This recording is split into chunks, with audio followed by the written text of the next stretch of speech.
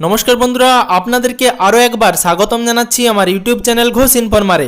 সুপ্রিয় দর্শক বন্ধুরা, বর্তমানে বাংলার বাড়ি প্রকল্পের দ্বিতীয় পর্বের যে প্রথম কিস্তি 60,000 টাকা, সেটা কিন্তু মুখ্যমন্ত্রী মমতা ব্যানার্জি সিঙ্গুরের সভা থেকে শিলান্যাস করে দিয়েছেন এবং তারপর থেকে কিন্তু প্রত্যেকের ব্যাঙ্ক অ্যাকাউন্টে টাকা ঢুকতে শুরু করেছে এবং অনেকেরই মোবাইলে SMS আসতেও শুরু করেছে এবং সেই SMS-এ লেখা রয়েছে যে আপনাদেরকে কেন্দ্রীয় সরকারের বঞ্চিত টাকা আপনাদের ব্যাঙ্ক অ্যাকাউন্টে বাংলার বাড়ি প্রকল্পের মাধ্যমে দিয়ে দেওয়া হলো।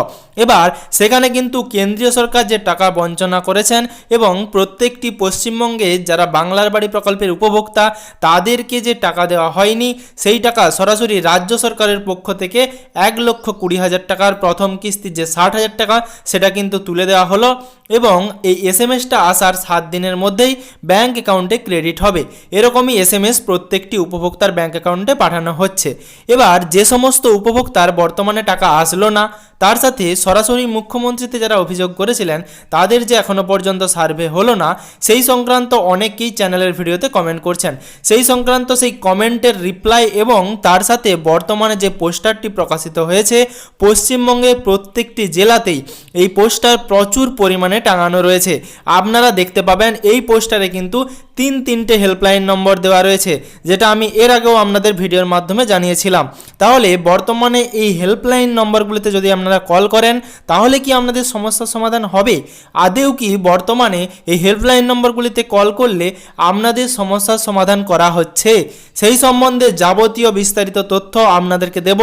তার সাথে চ্যানেলে নতুন হয়ে থাকলে অবশ্যই চ্যানেলটিকে সাবস্ক্রাইব করে নোটিফিকেশনের বেল আইকনের অল বাটনটি প্রেস করে রাখবেন, যাতে পশ্চিমবঙ্গের যাবতীয় আপডেট সবার আগে পেয়ে যান। সুপ্রিয় দর্শক বন্ধুরা, যে সমস্ত বাংলার বাড়ি উপভোক্তার এই দ্বিতীয় পর্বের বাংলার বাড়ি প্রকল্পের যে প্রথম কিস্তি 60,000 টাকা ব্যাঙ্ক অ্যাকাউন্টে আসলো, তাদের কিন্তু ইতিমধ্যেই বাড়ির কাজ শুরু করে দিতে হবে, কারণ জুন মাসে কিন্তু তাদের দ্বিতীয় কিস্তির টাকা দেওয়া হবে। তার আগে কিন্তু এই প্রথম কিস্তির টাকার যাবতীয় কাজ কমপ্লিট করতে হবে এবং যে সমস্ত উপভোক্তার বর্তমানে এখনো পর্যন্ত SMS আসলো না, টাকা আসলো না, অথবা যার নামে বাড়িটি এসেছিল সেই উপভোক্তা মৃত এবং তিনি ওয়ারিশ সার্টিফিকেট দিয়ে তার জন্য পুনরায় আবেদন করেছিলেন, যাদের বাড়ি আসলো না তাদের কিন্তু চিন্তার বিষয় রয়েছে। বর্তমানে আপনাদের জন্য যে হেল্পলাইন নম্বর জারি করা হয়েছে, সেই হেল্পলাইন নম্বরে কল করে অনেকেই কিন্তু সমাধান পেয়েছেন, আবার অনেকেই সমাধান পাননি। তার সাথে যে সমস্ত উপভোক্তারা সরাসরি মুখ্যমন্ত্রীর অভিযোগের যে নম্বর, সেই নম্বরে কল করে CMRO গ্রিভেন্স পোর্টালে তাদের নাম লিখিয়েছিলেন বাংলার বাড়ি প্রকল্পের জন্য এবং পঞ্চায়েত দপ্তর থেকে তাদের কল করা হয়েছিল বাড়ির জন্য, অর্থাৎ বাড়ির যে সার্ভের প্রথম সার্ভে, অর্থাৎ 6 দফায় যে সার্ভে হবে, সেই সার্ভের যে প্রথম দফার সার্ভে তার জন্য কল করা হয়েছিল এবং সেই লিস্ট কিন্তু সরাসরি রাজ্য সরকারের দপ্তরে পাঠিয়ে দেওয়া হয়েছে এবং অনেক জেলাতেই কিন্তু সেই লিস্ট ধরে ধরে সার্ভে হচ্ছে। কিন্তু বর্তমানে পশ্চিম মেদিনীপুর জেলায় এখনও পর্যন্ত সার্ভের কোনো খবর নেই। বর্ধমান জেলায় অনেক অংশেই কিন্তু সার্ভে শুরু হয়েছে, যেটা আমাকে ভিডিওর কমেন্ট বক্সে অনেক আমার দর্শক বন্ধু রয়েছেন যারা প্রতিনিয়ত আমার ভিডিও দেখেন, তারা কিন্তু কমেন্ট করে জানাচ্ছেন এবং বাকি জেলাতেও কিছু কিছু অংশে কিন্তু সার্ভের কাজ চলছে। এবার আপনারা জানেন যে গ্রিভেন্স লিস্টে কিন্তু যে নামের পরিমাণ সেটা কিন্তু অনেকটাই, অর্থাৎ 16 লক্ষ গ্রিভেন্স পোর্টালে কিন্তু বাংলার বাড়ির জন্য নাম লিখিয়েছিলেন এবং তার মধ্যে 4 লক্ষ উপভোক্তাকে কিন্তু বাড়ি দেওয়া হবে বর্তমানের সময় এবং তারপরে বাকিদের কথা কিন্তু মুখ্যমন্ত্রী জানাবেন। এখনও সেই সম্বন্ধে কোনো রকম আপডেট নেই। এবার আমি পঞ্চায়েত দপ্তরের একজন আধিকারিককে সরাসরি কল করে জিজ্ঞাসা করেছিলাম, তিনি কিন্তু হোয়াটসঅ্যাপের মাধ্যমে তার উত্তর দিয়েছেন যে বর্তমানে SIR প্রক্রিয়ার ডেটা এন্ট্রির কাজ চলছে।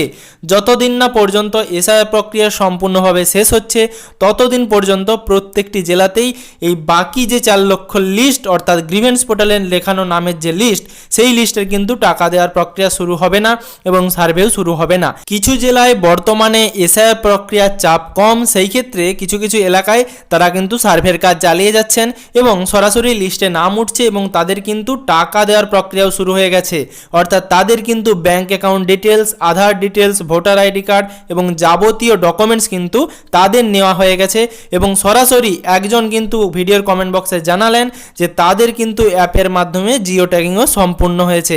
তাহলে তাদের কিন্তু CMRO গ্রিভেন্স পোর্টালে নাম ছিল এবং সরাসরি সার্ভে হয়ে টাকা দেওয়ার প্রক্রিয়াও কিন্তু চলছে। অর্থাৎ বাকি বিভিন্ন জেলাতেও কিন্তু এসআইআর প্রক্রিয়ার চাপটা কমলেই বাকি জেলাতেও সার্ভে শুরু হবে। এবং আপনাদেরকে একটা সম্ভাব্য ডেডলাইন দিয়ে রাখলাম, বর্তমানে কিন্তু এপ্রিল মাসের মধ্যেই অর্থাৎ 2026-এর এপ্রিল মাসের মধ্যেই এই 4 লক্ষ গ্রিভেন্স পোর্টালেরও টাকা দেওয়ার কাজ কিন্তু শেষ হয়ে যাবে। অর্থাৎ তাদের কিন্তু যাবতীয় যা প্রসেস রয়েছে সেই প্রসেস কিন্তু কমপ্লিট হয়ে যাবে। এবার ব্যাঙ্ক অ্যাকাউন্টে টাকা ঢোকার যে প্রসেসটা সেটাতে কিন্তু দেরি লাগতে পারে, তবে তাদের সার্ভের কাজ এবং যাবতীয় নথিপত্র ডকুমেন্টস নেওয়ার কাজ কিন্তু এপ্রিল মাসের মধ্যেই শেষ হয়ে যাবে। এবার সুপ্রিয় দর্শক বন্ধুরা, বর্তমানে যাদের টাকা আসছে না, যাদের নানা রকম সমস্যা হচ্ছে বাংলার বাড়ি প্রকল্পের জন্য, তাদের কি এই হেল্পলাইন নম্বরে কাজ হচ্ছে? আপনারা জানেন এর আগে কিন্তু সরাসরি মুখ্যমন্ত্রীর হেল্পলাইন নম্বরে কল করলে আপনারা আপনাদের যাবতীয় সমস্যা সেখানে কিন্তু নথিভুক্ত করাতে পারতেন এবং সেই সমস্যা কিন্তু আপনাদের সিএমআরও গ্রিভেন্স পোর্টালে সরাসরি নথিভুক্ত হতো। কিন্তু বর্তমানে এই নাম্বারে যদি আপনারা কল করেন তাহলে কিন্তু সেই কল রিসিভ হচ্ছে না। অর্থাৎ যারা আধিকারিকরা রয়েছেন, আগে যারা কল রিসিভ করতেন, বর্তমানে কিন্তু কোনোভাবেই সেই কল রিসিভ হচ্ছে না। ধরুন আপনি এর আগে সিএমআরও গ্রিভেন্স পোর্টালে এই নাম্বারে কল করে অভিযোগ জানিয়েছিলেন এবং আবার সেই অভিযোগের কিন্তু আপনারা ডিটেলস জানতে চান, সেক্ষেত্রে আপনার কল যাবে না। ধরুন আপনি যদি নতুন কোনো উপভোক্তা হয়ে থাকেন বা প্রথমবারের জন্য আপনার মোবাইল নাম্বার থেকে এই নাম্বারে কল করে অভিযোগ জানাতে চান, সেক্ষেত্রে কিন্তু কল ধরার চান্স রয়েছে। কিন্তু আপনি যদি এর আগে এই হেল্পলাইন নম্বরে কল করে থাকেন সেক্ষেত্রে কিন্তু কল রিসিভ হচ্ছে না। এবং পশ্চিমবঙ্গের প্রত্যেকটি জেলায় কিন্তু এই পোস্টার টাঙানো হয়েছে এবং পশ্চিমবঙ্গের প্রত্যেকটি জেলা জুড়ে বাংলার বাড়ি প্রকল্পের দ্বিতীয় পর্বের যে কিস্তির টাকা দেওয়া হয়েছে তার জন্য মুখ্যমন্ত্রী মমতা ব্যানার্জির ছবি সহ এরকম একটি করে পোস্টার টাঙানো হয়েছে এবং তার নিচেই কিন্তু তিনটে হেল্পলাইন নম্বর দেওয়া রয়েছে। একটি হেল্পলাইন নম্বর সরাসরি মুখ্যমন্ত্রীর হেল্পলাইন নম্বর, আরেকটি নম্বর পঞ্চায়েত দপ্তরের হেল্পলাইন নম্বর, আর একটি কিন্তু জরুরি হেল্পলাইন নম্বর। এই তিনটি হেল্পলাইন নম্বরেই আপনারা কল করে দেখতে পারেন। আপনাদের যদি কল রিসিভ করা হয় সেক্ষেত্রে আপনার যা সমস্যা রয়েছে সেগুলোর কথা আপনারা তুলে ধরবেন, সেক্ষেত্রে সমস্যার সমাধান হতে পারে।